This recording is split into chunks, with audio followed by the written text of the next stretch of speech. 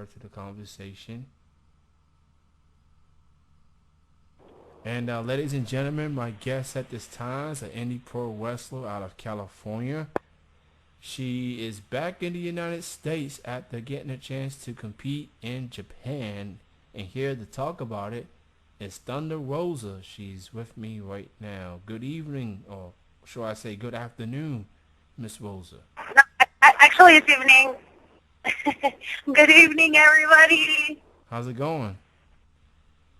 I'm good. I'm on my way to Los Angeles. I'm actually just getting to Los Angeles. I'm driving for a couple hours to go to a show. Well, wow, that's cool. Drive safely if you are driving at the moment. And Yeah, I'm not driving, so it's all good. oh, okay, okay. That makes it even better. Because that seems to be a trend on this show. That's when a guest calls in. Usually they are the one driving, and I just say just keep your eyes on the street. That's keep your eyes on the road. Is what I meant to Yeah, say. that's Uh, important. uh, so, Miss Thunder Rosa, as I pointed out in the introduction, you are back in the United States after spending the last about a couple of weeks in Japan, and now Yes. that you are back, you had a chance to reflect on it. What was it like getting a chance to wrestle in Japan? Uh, it was like, it was an honor, first of all. Like, I just debuted in November 2014, and it was like pretty shocking, because like that's one of the things that I talk about when I started wrestling, that I wanted to go to Japan and like Mexico, and I wanted to travel with wrestling, and just being in Japan and being in Shinkiba my first time being in the ring, like when we were putting the canvas on, I was like, oh my God, stardom, right? I was like, whoa, I'd never been away from the country. I mean, except Mexico, because I'm from Mexico, and like I'm now thousands of miles away, wrestling in one of the most prestigious companies in the world, with some of the most talented women in the world. It was eye-opening. I can't even describe it. That has to be amazing, considering, as you pointed out, you started wrestling in November of last year, and just here you are, about, let's see, 5, 6 months in, six, Yes. 7 months in, and you're in Japan. For a lot of wrestlers, it may take them years, let alone they don't get an opportunity. Did it come across a bit overwhelming that you had this opportunity this early in your wrestling career? Oh yeah. It's yes.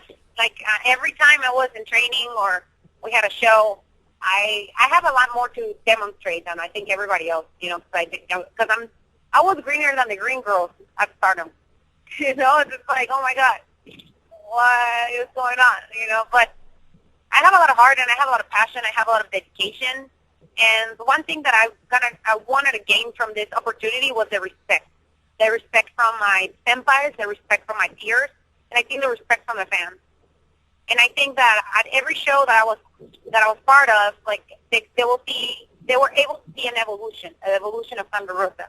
They were able to see how hard I was working, that I was coming up with new moves, that my psychology was getting better, and definitely having the support of my peers, Soedo Tai, Ichiban numero uno, Nikki Storm, Starfire, who Starfire was, she pretty much took me under her wing and taught me a lot of things that she knows about lucha and about wrestling and about life. Chris Wolf, definitely, she's such a positive influence for me. Act, like, just having her as the second person there and, like, getting her feedback really helped me to grow as a person.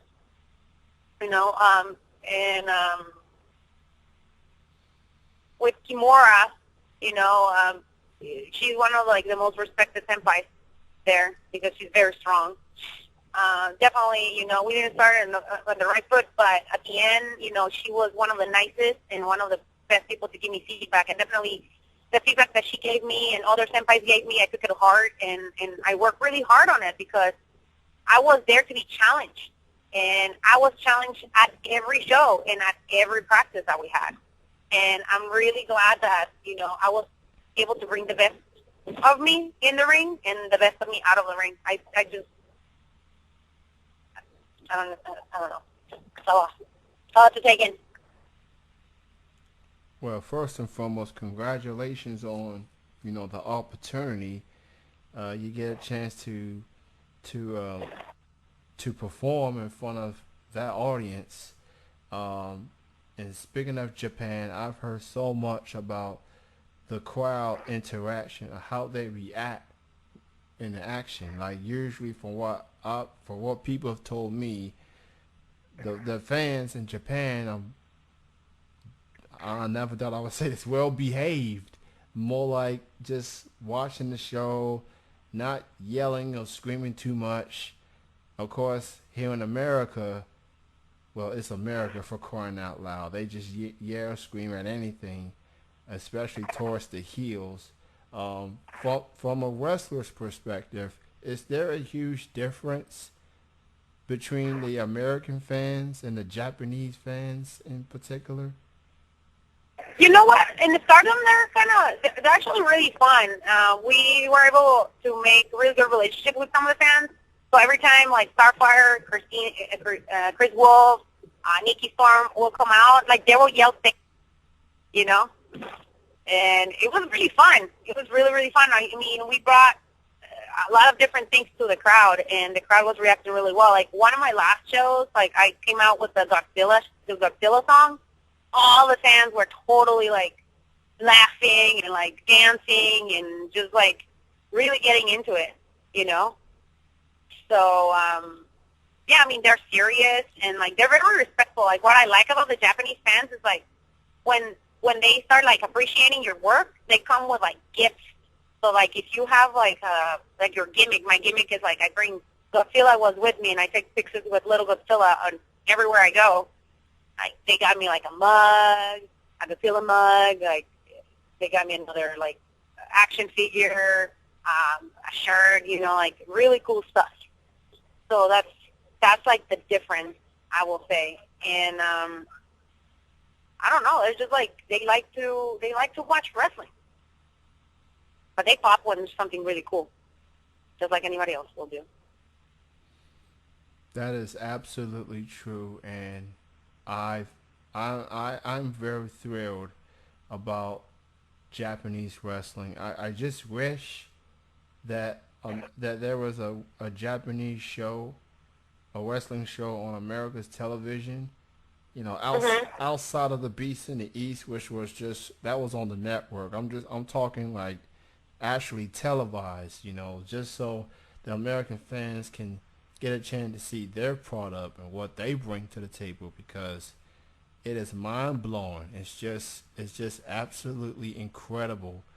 Just the action. Like I've seen the Ring of Honor, like they did some shows in Japan or whatever, and the Japanese wrestlers and the moves they're able to pull off. It's like watching a video game. It's like, wow, how did they do this stuff? It's just absolutely incredible. I just wish that there was a way for Japanese wrestling to be seen on America's television, because it is fun. It's fun to watch. And they focus on wrestling. No shenanigans, no over the top stuff. They just go out there and perform, and you will be entertained. Oh, definitely. Like I was able to go to different promotions. Like all the promotions are completely different. All Japan. We went to Oz, that's for girls. I recently went to Dragon Gate show. Holy crap! I was like, in every match, everybody had a great character. Everybody had a character, and like the fans were so into it, and they were interacting with the fans, and everybody was flying, and like, hard hitting, really good, everything. It was just like every match. I was like seriously like, what is going on? What is going on? I was like, it was in Corcoran Hall. It was amazing. It was super packed. New Japan, like super popular. It's so hard to get tickets because like the characters are amazing, the matches are amazing. The storylines are great. People like really buy into them. So for me to be able to watch that live and watch it in another perspective was pretty cool. That's just quite the experience that I'm sure a lot of wrestlers, let alone fans, they want to have. It's one thing, I guess, until you get a chance to watch it in person, to see the action like right there in front of you. I mean, I guess watching it on TV is nice, but it just doesn't do it justice until you actually get a chance to see it in person. Just to see the hard kicks and the hard chops, and to see these maneuvers that these competitors are able to pull off. So now that you are back in the United States and you got a busy summer slash fall coming up for you, do you plan to use some Japanese maneuvers to add it to your move set? Oh yeah, absolutely. I just have to make sure I practice them really well so they come out just as crisp how they will come out in Japan. But yeah, I got a new moveset, and I'm still working on getting more stuff done. Like the learning never ends. I just came back on Tuesday, and like it was the longest Tuesday of my life. I left on Tuesday in Japan, and like came back on a Tuesday. It was like 48-hour Tuesday, and then I went to training yesterday at the gold mine where I train, Gold Rush, APW boot camp, and it's just like I never, stopped learning. Like my friends were like, oh, you're happy to see me, and like they're teaching me new moves that they're doing. I'm teaching them new moves that I'm doing, and we're just like helping each other, and that's what it's all about. Like I wanna make sure that whatever I learn in Japan, I can teach that to my peers, because that's the reason that I went there, is to like learn and teach others what I learned, just in case that they want to experience the same thing that I experienced. If the opportunity comes and they're ready.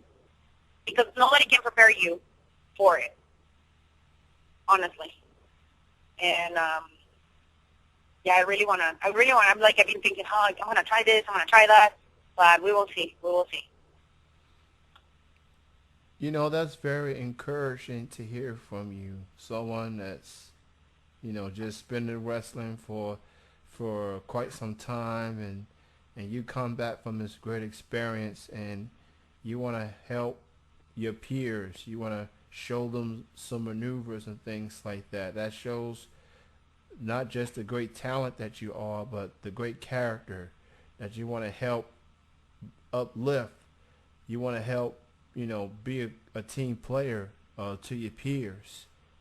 That seems to be an issue where for wrestling, not just indies, but in the pros, that's not enough,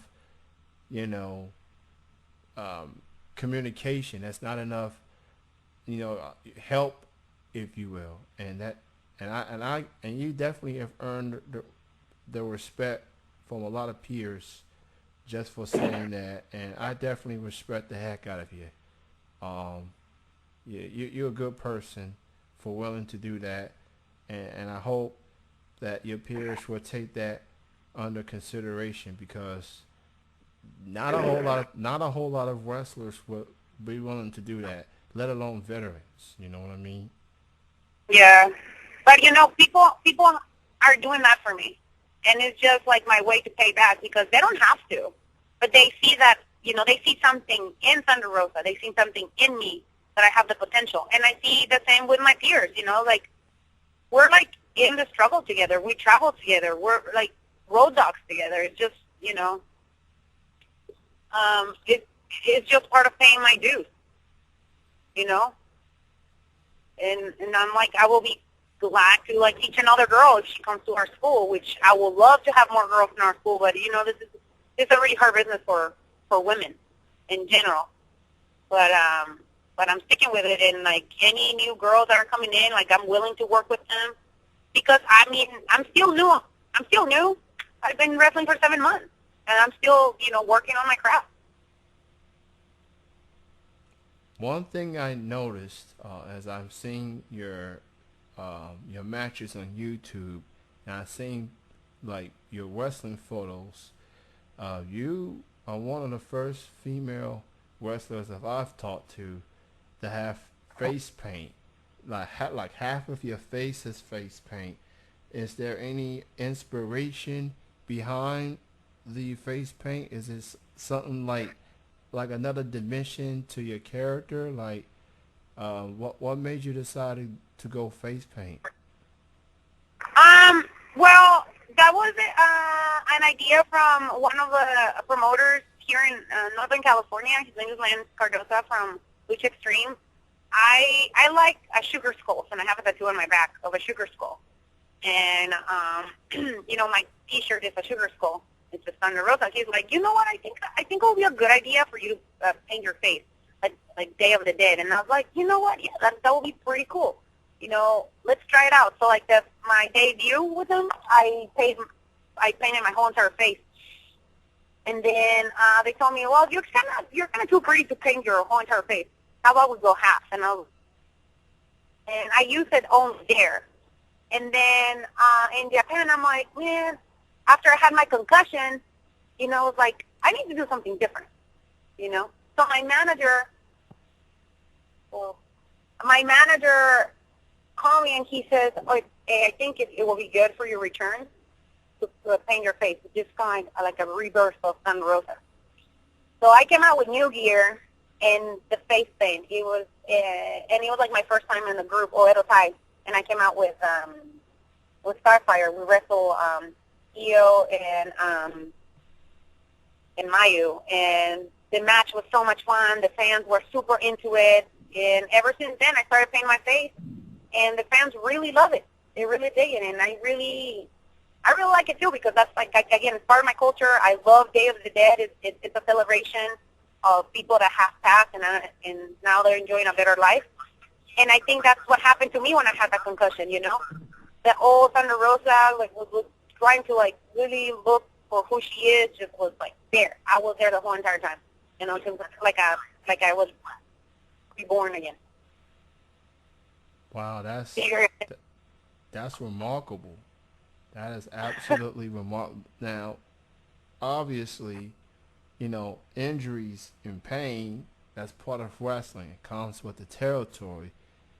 Do you, now that you mention it, with the concussion, prior to you having a whole new attire and you going half face paint, if you will, do you consider that concussion as a blessing in disguise? Like maybe you enjoyed your character before the concussion, but how did you feel like that concussion was a blessing in disguise?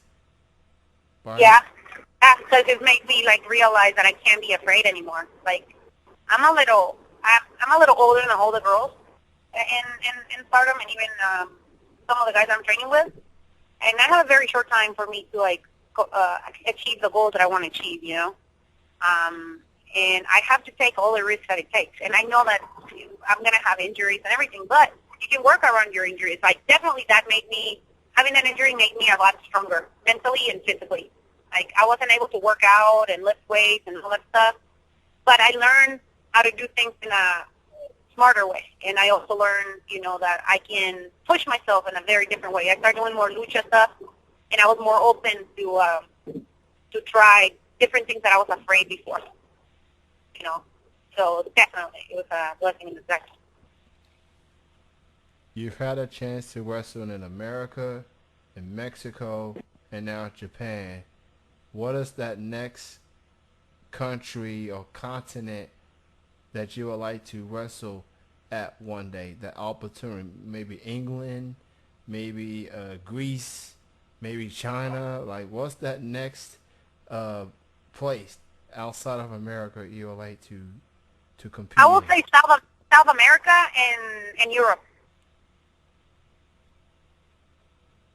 Okay, definitely Europe. That's for sure. Right there in the UK area, and what they bring, like that's some smash mouth right there. But they got some technical styles to go along with it as well. Um, Now, for people that wants to learn more for Thunder Rosa, you can check her out. Just search the name Thunder Rosa on Facebook. Like her on Facebook, and she has a busy schedule. When I say busy schedule, I'm saying busy schedule. Like this woman got like 2, 3 shows a weekend for the next couple of months. She's gonna be everywhere. She's gonna be everywhere. Um, I I got to show the world. ¿Quién es Santa Rosa? They have to know who I am. You know. Absolutely. Um, Now, what's intriguing in wrestling is how do people come up with their stage names?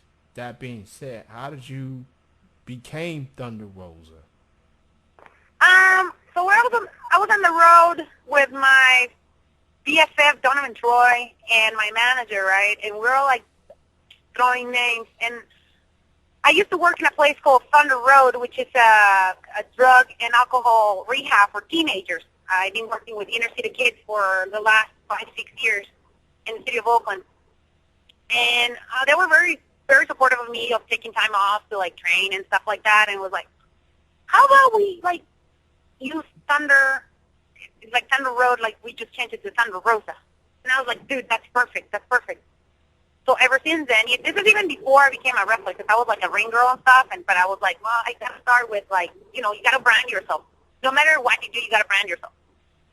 So we created a webpage, and ever since then, Thunder Rosa was born because I work in that place on the road.